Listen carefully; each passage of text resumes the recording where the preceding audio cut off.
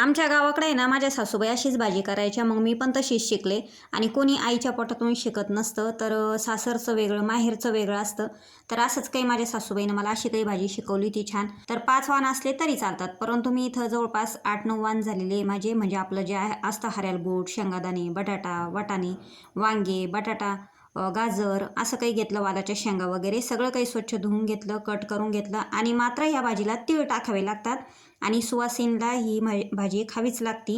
तर तसं म्हटलं ना, आज खरंच आम्हाला भुका नव्हत्या. सकाळची भाजी पोळी एकदम पोटभर जेवण झालेली होते. यांना पण जास्तीची भूक नव्हती आणि किराणा भरून आलो त्यावेळेस येता येता पाणीपुरी खाल्ली होती, म्हणून अजिबात भूक नव्हती.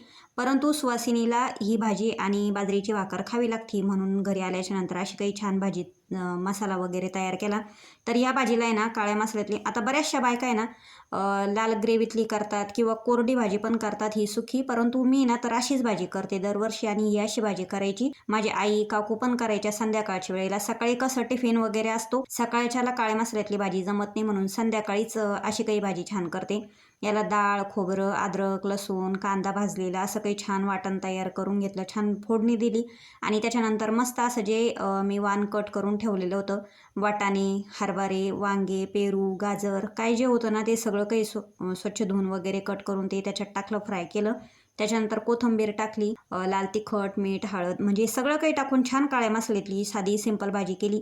आणि आमच्या काळ्या मसाल्यातल्या भाज्या आहे ना तर ॲसिडिटी वगैरे होत नाही, कारण मी गरम मसाले अजिबात वापरत नाही. जो नॅचरल मसाला आहे खोबरं, डाळ, कांदा, अद्रक, लसूण, मिरच्या हे असंच टाकते, ते वाटण तयार करते आणि मस्तपैकी अशी काळ्या मसाल्यातली भाजी तयार करून घेते दरवेळेस. आणि आता पण अशी छान भाजी केली, बाजरीच्या भाकरी केल्या तीळ लावून, तर अशी काही छान भाजी तयार झाली. माझ्या सासूबाईने शिकवलेली भाजी जर तुम्हाला आवडली तर व्हिडिओला लाईक करा, चॅनलला सबस्क्राईब करा. बाय.